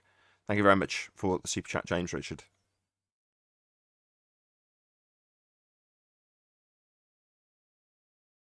Yeah, he's 50 squids. That's pretty good. So, you don't think it's a terrible idea then? Yeah. Well, I mean, I'm in America, so I can't switch. So if people over there can benefit and they read the rules and it benefits them and helps you, I don't see why not. No, I don't mean, is it a good idea as in for you to actually do this? I'm not suggesting anybody does it either beyond my recommendation and people being vaguely interested in it. But what I mean is it going to somehow get me... In fact, I don't care about the flack it might get me. I'm just thinking of anything negative that you might have come up with. So far, not so good, in terms of negative at least. No, they do this all the time to raise money for schools and charities. They say, hey, if you buy from, if you go to this supplier and get this, they're going to donate 25% of what you spent to the school sports club or something. It's done all the time. I see. So say, 25% of the proceeds goes directly to me. Yeah, whatever it is. I mean, so all you're doing is they're looking for you to shout this new offer out, and they're going to reward you for it. And if the people benefit, why not? Nathan, if you can deal with the people that you know are going to bitch about it, then you'll be fine. Sure. It's more the case that I'm thinking of the terms of service more than anything else. I'm pretty certain it would fall more along the lines of like an affiliate link, which wouldn't, again, class as a paid promotion. you know, if you go to Amazon and use my affiliate link, I get a kickback, is effectively what a promoter on YouTube would say about their Amazon affiliate link. Well, this is no different, right? You go to this link, Right. you use this particular service, Right. and I get a kickback.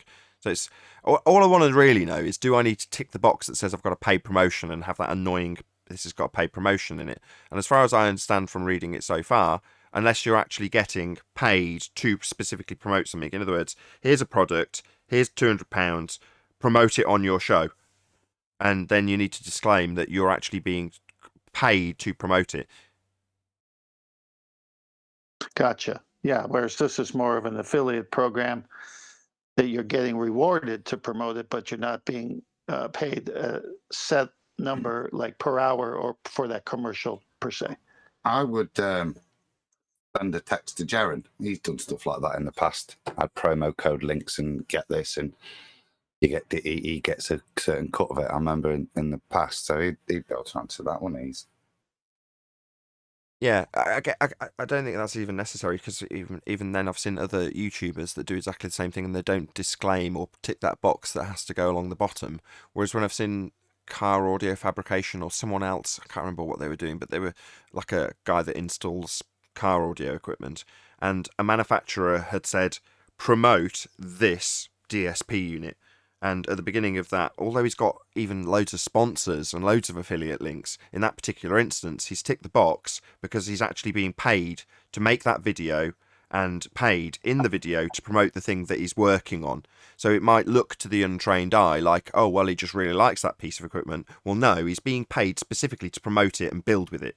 So that needs disclaiming in the intro. Well, when it's just an affiliate link and I specifically disclaim that I get a kickback from it, I don't think that falls under paid promotion, because I've got no association whatsoever with my, you know, the employer of my wife. They're not paying me to do it, in other words.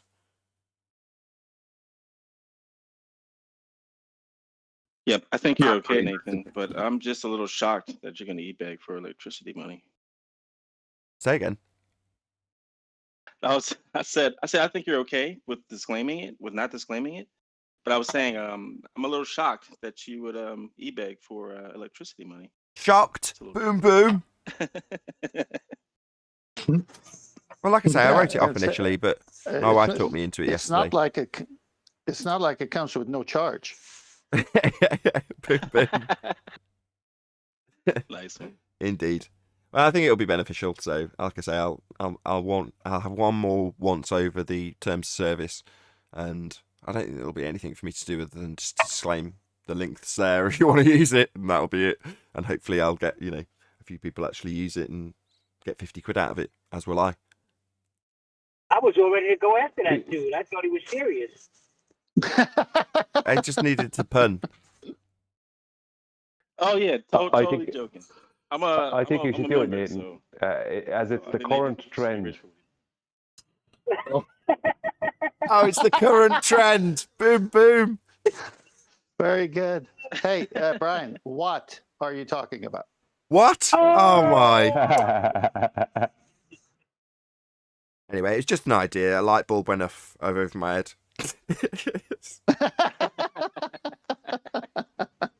Nice. Anyway, Power to you. It's a good show today. More power to you. Keep them coming.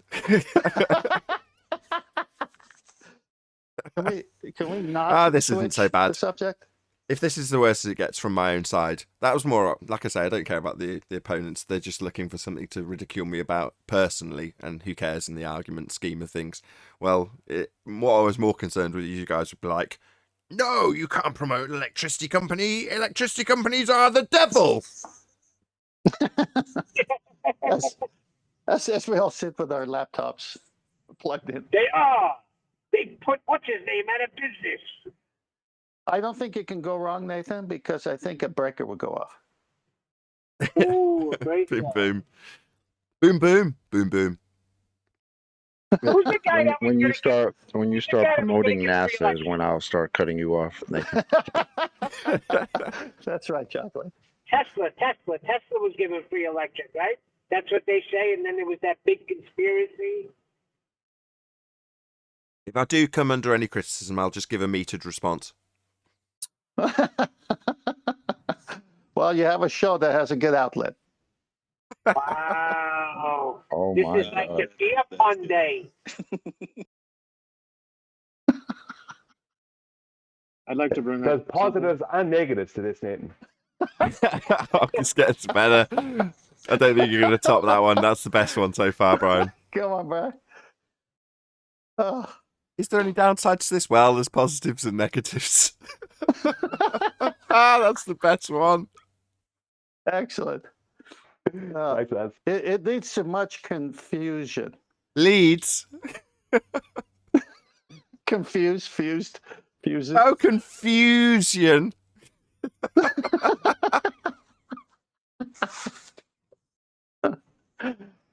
There's no top of the top, the tongue, master. Too much fun today, man. Great show. Can I bring up a topic? Absolutely. Save us all, please, for the love of God, Eric. Do. I have someone that I want to talk to. They're really hung up on the sunset. Like, that's for some reason is like what they're hung up on of why the Earth can't be flat. And so I just want to refine my argument to them. Right.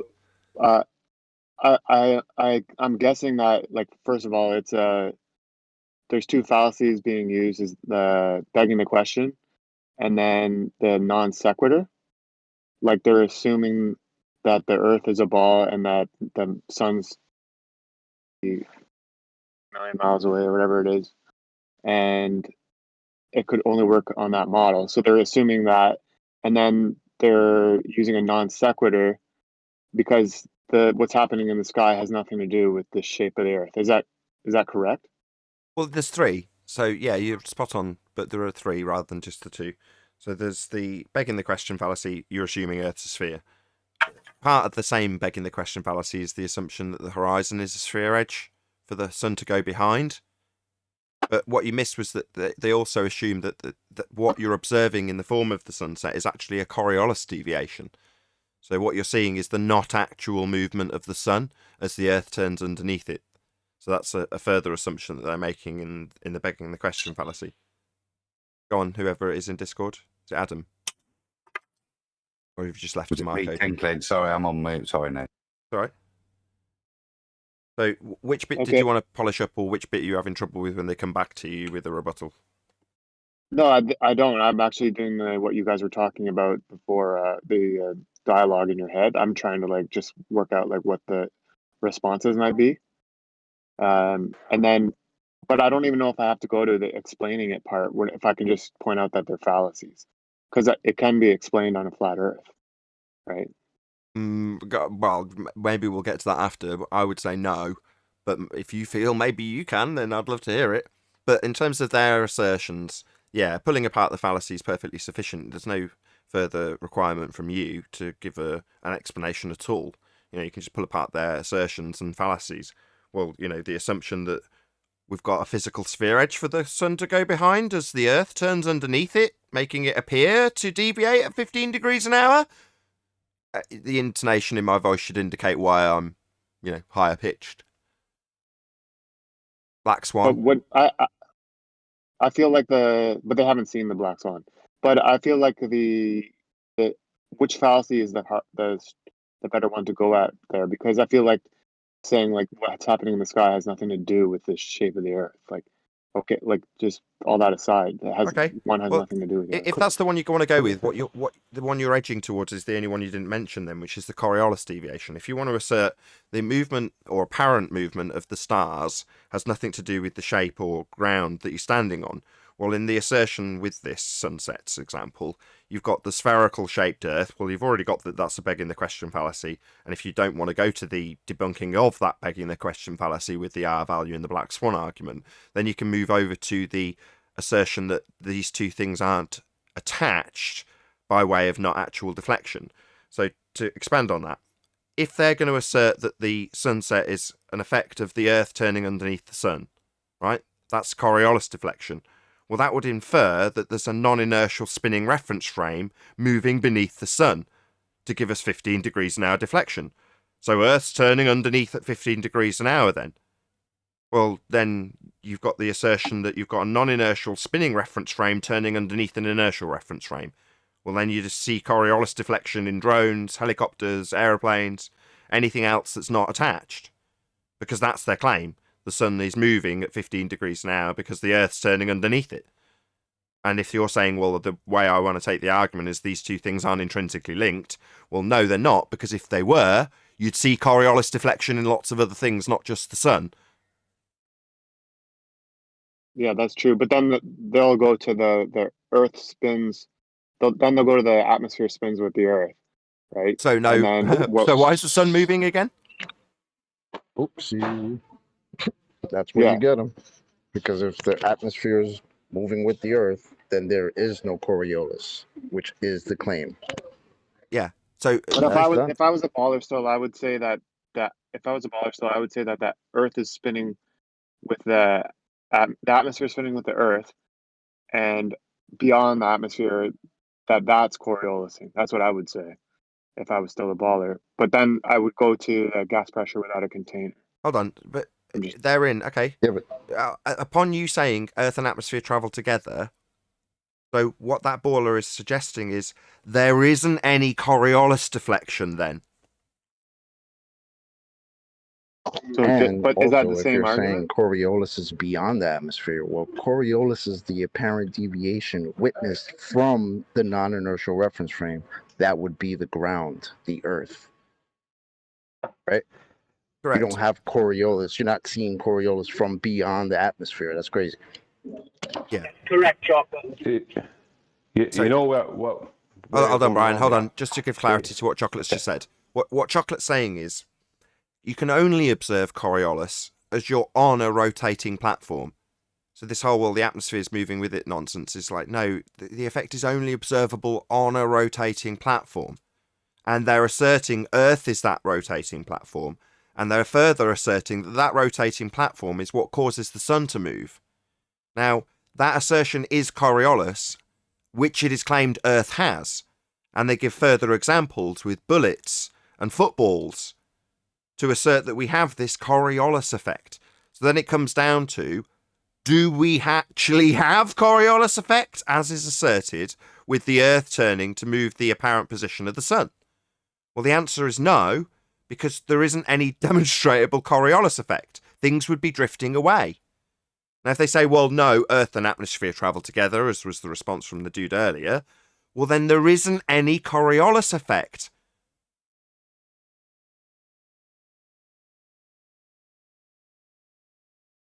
Ergo, no proof. Go on. Sorry.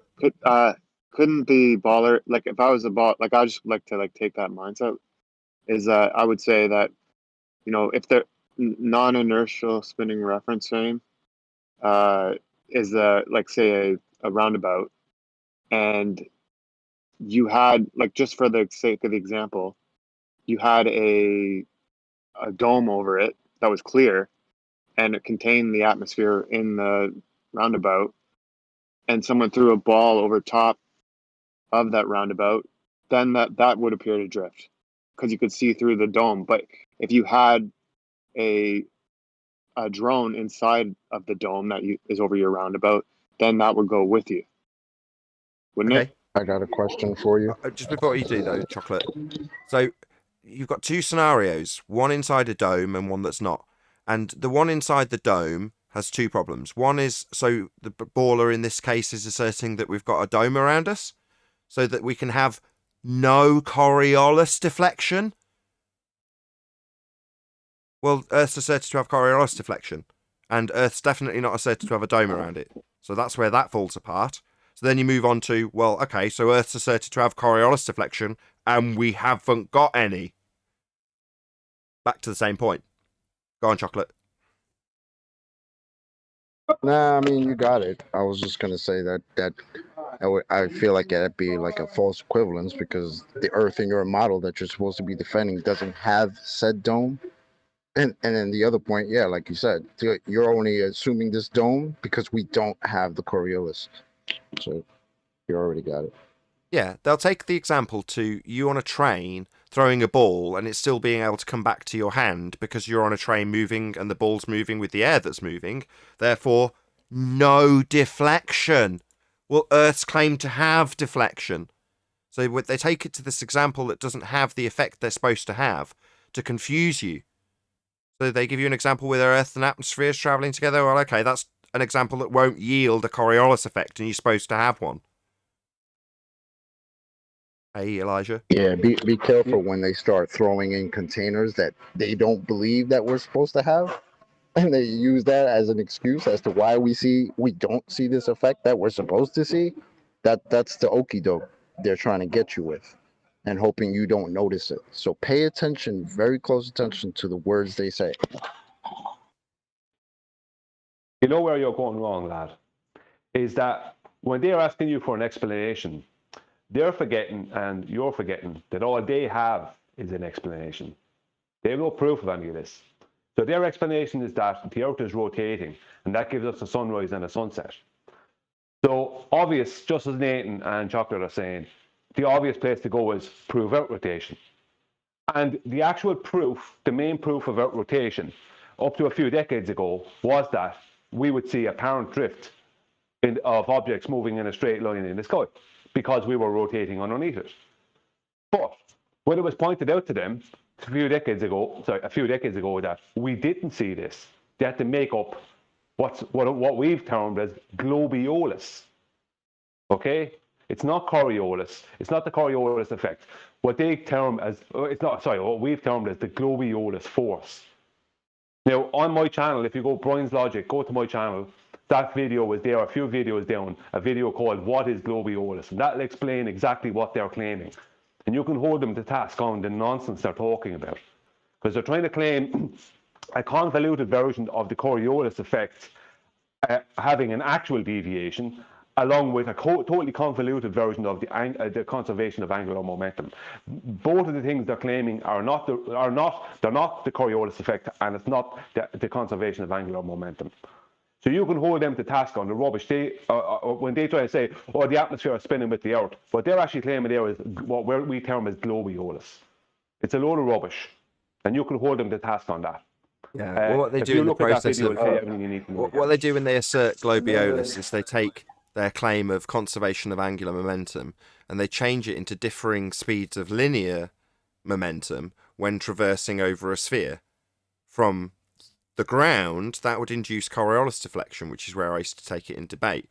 But the point is, they turn something that is only capable of being observed as you turn underneath stuff. That's Coriolis effect. You on a rotating platform looking at stuff not on a rotating platform, and they turn it into a description of an actual force that's being applied to an object in the inertial reference frame. So they'll detail the effect that's happening to the bullet or the ball or the trajectory or path of that ball. It's like, no, that's not Coriolis effect, and it's not the conservation of angular momentum, because when they actually detail it in reference to the sphere, they'll show you the changing speeds, that's linear, based on their claim that you've got a conservation of angular momentum. It's retaining the speed of the spin. Well, if it's retaining the speed of the spin, that stays the same across the entire surface. But then they'll give you a description about how the miles per hour speed changes as you move north. Like, well, number one, that's detailing how the projectile will have an actual effect based on the varying linear speeds as you move north, but Coriolis is only observable from the ground, and it's an effect of the thing not actually deviating. It not moving off its path, just appearing to move off its path because you turn underneath it. So they'll turn not actual deflection, that's Coriolis effect, into the actual deflection based on conservation of angular momentum being described with linear motion and speed changes. But you know what's also interesting? It's a bit like gravity when they say, gravity pulls everything down, Well, in this case, they're saying the sun always sets, but it doesn't. There's tons of video that show the sun just disappearing in the sky.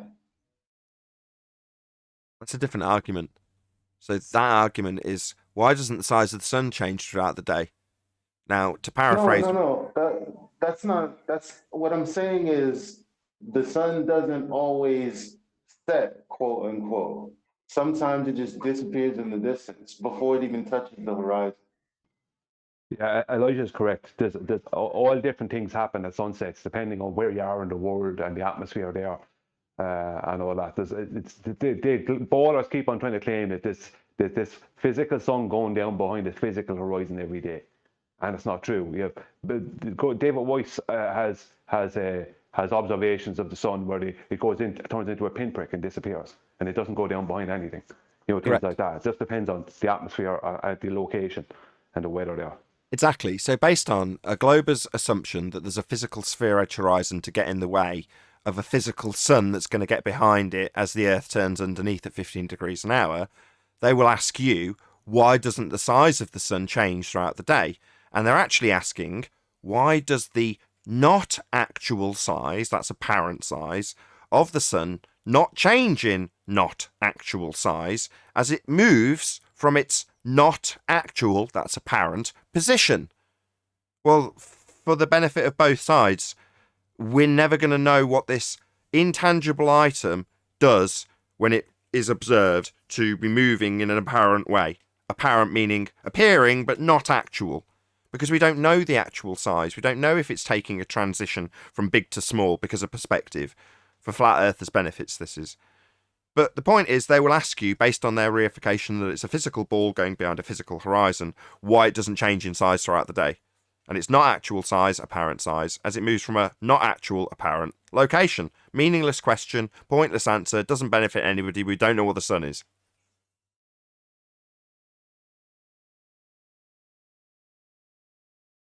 Is that lad still there, Nathan?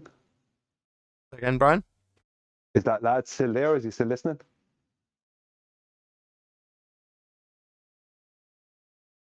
Yeah, I'm here. I'm just working right now. Okay, I want to send you to 3 videos. They're all on my channel. I'm not asking you to subscribe or anything like that. I am.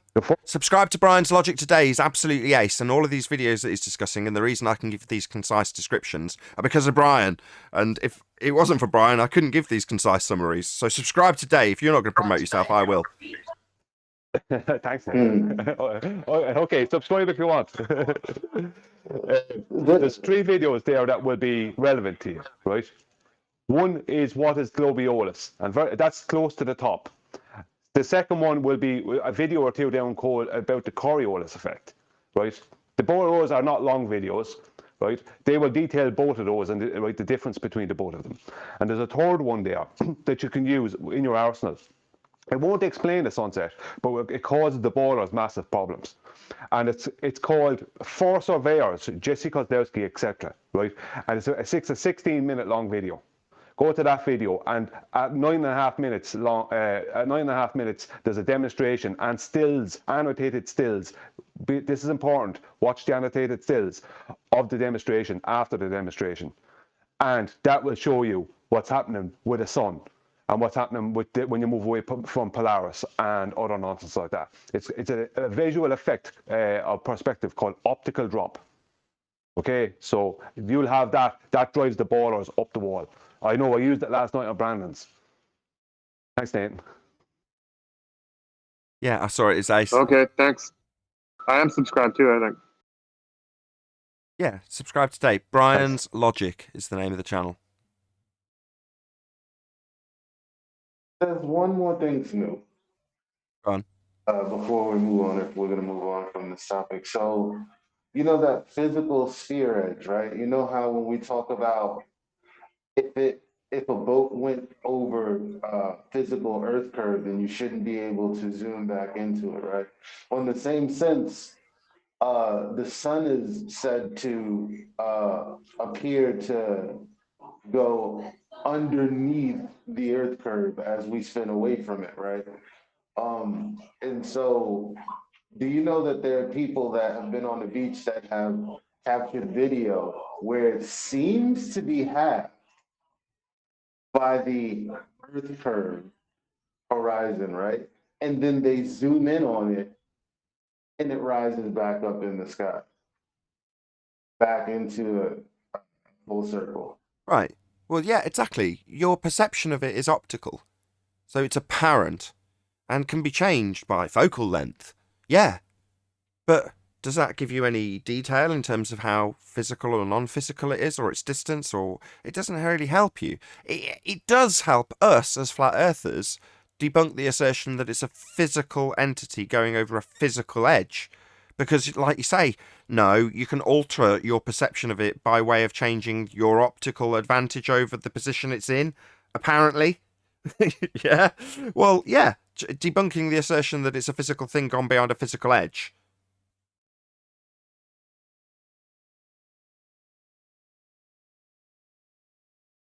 I'd love to know what it is.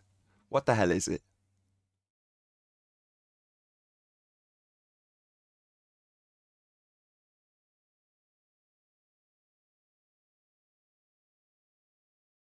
Yeah, that silence says it all. We haven't got a clue. We don't know what the sun is.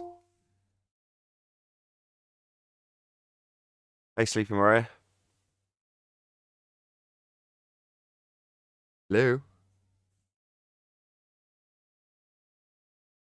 Hello. Good to have you. Are we still live? Still recording. We're not live, no. Yeah, Anthony. I missed the show today. Did I miss anything good? Yeah. Just a lower electrical bill. That's all. I couldn't think It of was an electrical electrical. pun close quick enough.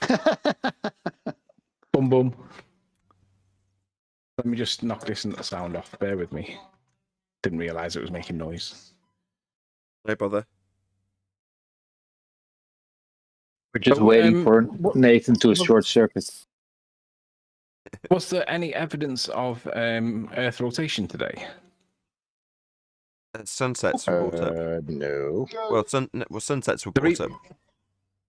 The reason why I ask is because Wolfie thinks that using what they call flight maps or flight plans, he thinks that they're a suitable substitute that proves that the Earth is either spherical or rotating, one or the other. And he completely ignores the fact that his plane fails to acknowledge that when he's flying east and west over Australia and in his plane, completely doesn't support the assertion that the Earth's turning, because he thinks that excusing the missing Coriolis effect that's necessary is okay. And I'm trying to point out to him that excusing it acknowledges that it's missing, but it's supposed to be there. So excusing it doesn't explain the problem. But he insists that it's okay. And I'm like, are you mad, man? But he's missing the point completely, but then accuses me of missing the point because flight maps or flight charts show it. And I'm like, it sounds like projection. Exactly. This is why I said sunsets, because it was literally what we were talking about just before you entered. So yeah, there's an assertion. We were asked, right, when they assert sunsets, what are the fallacies that are being committed? And it's like, well, they're begging the question of a sphere debunked by the black swan. They're also assuming Coriolis effect. They're also reifying the sun into a physical entity in the sphere edge, etc., etc.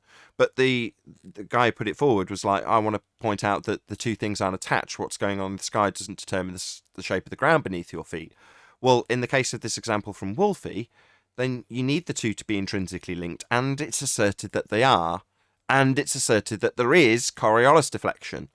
Go on, Neil. Yeah, he doesn't realise that by moving away from the point or excusing why there is no Coriolis effect is kind of a problem. He thinks that the excuse for why there isn't any is okay. And I'm like, you can't argue for the negative when the negative debunks your model. Sorry. So, Anthony, go on, Brian. No, you go ahead, Dan. You go ahead. No, I was going to say, did he excuse it by the fact that when he flew east to west or west to east, the flight wasn't shortened because the Earth was turning? Is that how he excused it? Or? Well, I asked him to address why it is that he doesn't get to and from the east and west coast in aggregate times that are consistent with the model. Now, I realise that it would be correlative only. I don't assert that it's proof, but it would indicate that the Earth might be turning. But he doesn't seem to agree. He thinks that flight maps are some kind of suitable excuse. And I'm like, he also excuses it on the basis of flying with the tailwinds. And I'm like, so you're excusing the fact that there's... And I'm like, that's not really okay, Wolfie. Come on. But he just completely ignores it. So let me get it straight. Raise awareness. Oh, no. You said you wanted someone to hold the task on Coriolis deflection. Well, here you go. Why not hold a pilot to it? We use the examples of Coriolis would be Earth turning underneath. That's you observing a plane as you spin underneath it, seeming to drift because Earth's turning underneath it. Right, that's what they claim Earth has. Well, plane's a pretty good example of something in an inertial reference frame that we could observe seeming to drift, because Earth's turning underneath the plane. So I think it's absolutely appropriate that Wolfie's held to task on this. We use his little plane as an example all the time. Well, the fact that we've got a nice globe opponent that sat in the cockpit while we use him as an example for Earth not turning underneath Wolfie to give us observable Coriolis deflection, I think is perfect and appropriate. I agree. I just don't think his counter is any good, because his counter is twofold. He says one thing that his flight maps prove that the Earth's a sphere, and his other counter, to address the point directly, is that he says that the tailwinds basically explain why it doesn't go the way he should be going. And I'm like, so you're admitting that there's no Coriolis effect? But he sees it as an excusal, like it's okay because the tailwinds. And I'm like, no, you're actually admitting that there's no Coriolis effect, but claiming that it supports your belief, your model. But it doesn't. It's admitting ours. Well, let's just put it to him. Does Earth turn underneath your plane, Wolfie? He insists it does, yeah. He says it does. Oh, excellent. Yeah, I believe it does, yeah. So you're saying we can use him? Well, we'll have to get clarity on this. I'd like to use Wolfie as a citation that claims we have Earth turning underneath, in line with the rhetoric of a sphere. Because at trench level, we have a lot of people denying it and saying things like Earth and atmosphere travel as one, giving you no deflection, even though the globe claims they have Coriolis deflection. They tell us trench level we don't. We wouldn't expect to see it. So we need clarity on what side of the fence Wolfie sits. Does he toe the line with the rhetoric of the sphere as touted by Neil deGrasse Tyson and others, which is to say there is a 15 degrees an hour deviation as Earth turns underneath a football and an aeroplane? So let's get clarity from Wolfie. Does Earth turn underneath your plane? Yeah, that's what we need to know. I just think that he's probably the best talisman for their side to explain, because like if we're going to pin gas pressure on cats and we're going to pin molten iron core on Paul Voigt and we're going to pin other things on other people, a pilot is the best person to pin Earth turn on, because they can't have a pilot not demonstrating Earth turn, and they can't have a pilot excusing Earth turn and claiming that it's part of the narrative, so it's okay. If it's not turning underneath the plane and you can't demonstrate aggregate flight times, then you're the pin-up boy for us now. So come on, Wolfie, let's see what you got to say, dude. With that, I'll say a huge, massive, enormous thank you to both Discord and Google for making today's after show possible. If you are watching this on either Nathan Oakley or Nathan Oakley 1980, then bye-bye, because this is the end of the show. I've been Nathan Oakley, and I'll see you all in the next video.